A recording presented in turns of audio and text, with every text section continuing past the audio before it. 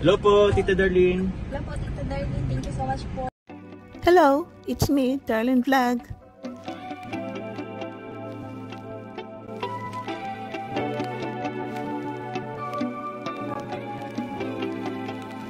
Sabihin, napapansin mo pala ako. Opo kasi kasama po kayo ng laan nila, Kuya Ram. Grabe naman, ano ba yan? Alam mo kasi, napapansin din kita dati. Kasi, lalo na nung nagpa-short hair ka. Sobrang napansin kita niya. Sabi ko lalong gumanda to si Eden, no? Kaya nagpa-short hair din ako. Umihira. Oo, kaya nagpa-short hair din ako kasi... Oo nga po. Dati po kasi nakikita ko sa Alam mo ba, matagal ko na itong hinihintay kasi alam mo, nung nag-live si Kalingap, magandang diwa. Di kita pipilitin, sundin mo pa ang iyong damdamin, hayaan na lang tumibok ang puso mo para sa'yo. Para sa akin? Para sa'yo talaga yan. So, nag-decide na ba ang lahat kung sino ang inyong binoto? Sino ba ang matutuloy sa dalawang ito? Ang ilalove team o ang magtandem lang? So, dito, papakita natin, today is Thursday, May 1, 10:45 ng umaga, May 1, 10:45 ng umaga, 2025. Ang views ng Micden is 354,000 views. At ang Krista with Mikoy is 405,000 views. So, sino ang malaki? Sino ang malaki? Nakita natin na medyo mataas ang Krista than kay Eden. Nauna ang Krista. So, yun nga sabi ni Kalinga Prab daw, ang susundin daw niya ang majority. So, hindi po natin alam, no, kung majority ba susundin niya o kung susundin niya yung tama na love team sa edad. So, hindi po natin alam.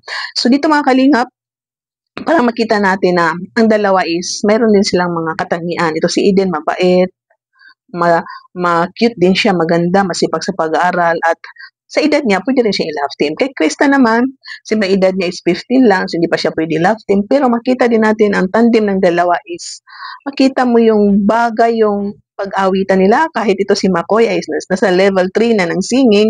Ito si Krista is palagay natin sa 1, level 1 sa pagkakanta, pag-aawit is, makita din natin yung pag-duet nila na parang bang music video na umaawit si Krista, tumatayo, tapos tumitingin, uma-action siya, gumaganong-ganon. So makita natin, napaka-cute din niya.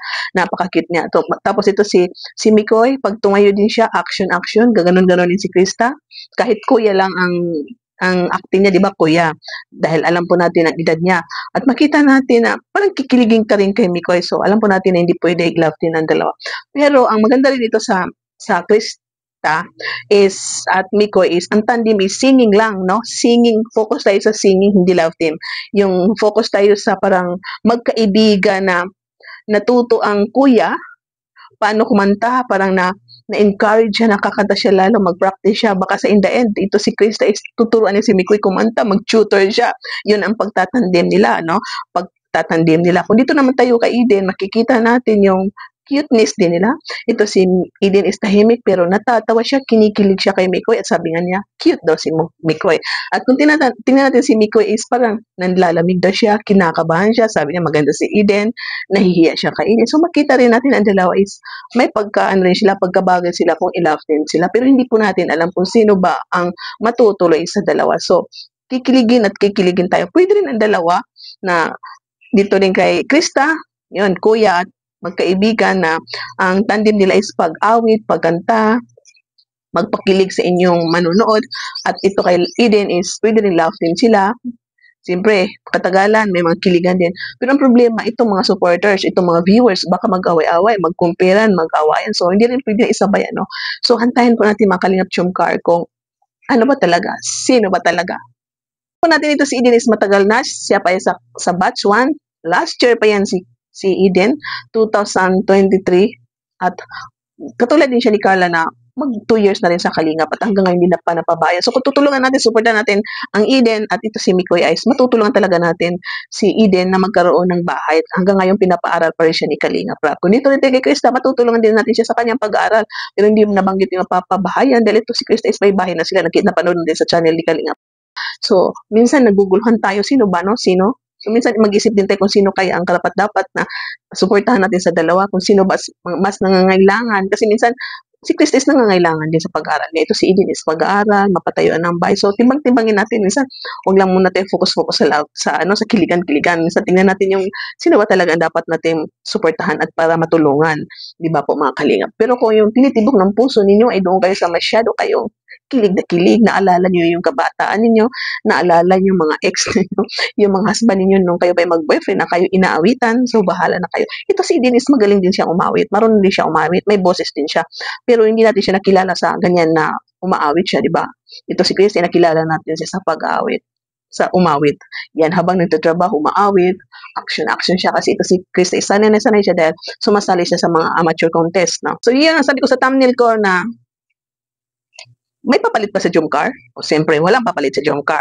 At tayong manunood ng mga love teams, so habang hindi pa na-upload ang Jomcar, kasi baka once a week na lang sila ma-upload, at yung nga, baka umabot sila ng 1 year, bibigyan sila ng break, pero hindi pa rin sure. Katulad ni Kalinga Prab, hindi pa rin siya sure kung sino ipa-final niya, ang Mick din ba o Chris din? Chris Mick, ano ba yun? Mick Chris, no? So, hindi natin alam. Hantayin na natin ang desisyon ni Kalinga Prab. At dito rin sa Jomcar, so habang hindi pa na-upload ang Jomcar, habang nagmamaraton kayo, panoorin niyo yung lahat na love team kung pwede lang. At siyempre, isingit natin itong kung sino ang ma-final na i-partner kay Mikoy. Panoorin natin kasi ito si Mikoy, kaibigan din ni Jomar. At bago na siya sa Kalingap, alam po natin na matalino ng bata ito. Wapo rin, heartthrob, at may mga talento din siya, magpakilig, sumayaw, umawit. So, supportan din po natin mga Kalingap. Hindi ko sinabi na huwag na kayo manood sa Jomcar. Sabi ko na parang papalit, hindi yun papalit.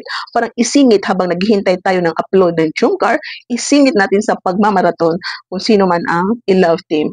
I-partner, kay Mikoy. Pasuporta natin si Mikoy, ang channel ni Kalinga Prab, para mapabahayan kung ang mga Kalingap Angel, ito si Eden o si Krista, matulungan din. So mga Kalingap, huwag nyo kalimutan, siyempre i-like nyo ating video, pag-share, pag-subscribe, hindi pa nakasubscribe dyan, double tap, at huwag kayong mag-skip ng ads. Siyempre, si Kuya Val Santos Matubang, huwag nyo kalimutan, ang founder ng Kalingap, si Kuya Val Santos Matubang, si Ate Ina Vlogs, ang kanyang may bahay, siyempre subscribe nyo, panoorin ang kanyang mga vlog din at live, at si Kalingap Rab, huwag nyo kalimutan i-subscribe si Kalingap Rab, ang mga Kalingap partners, mga charity vloggers, mga reactors, at siyempre ang kasama natin sa Karaba, Karipa, si Kuya Val, si Kuya Noli, isa sa Kalingap Warriors, at ang presidente ng Karipa, si Sir Mirador, at kasama natin, Teacher N, si Ganang Amy, ang Gigi Vera, at siyempre si Darling Vlog. Huwag niyo kalimutan.